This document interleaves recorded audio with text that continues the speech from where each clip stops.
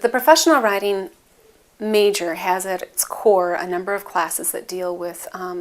very interesting kind of technologies that you would use for writing, including web development, video, authoring, understanding how discourses unfold in American cultures and the like.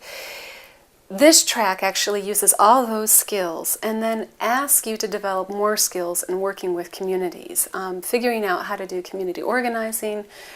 creating methodologies for better understanding the cultures and the values and the kinds of activities and media taking place in media used in communities,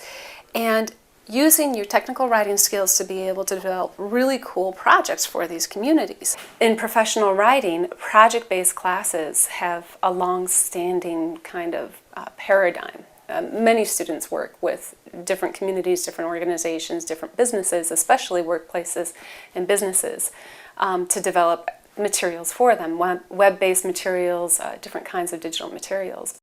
In the Cultures and Community track, I've been teaching Writing in the Public Interest, which is a kind of methodology class for learning about how to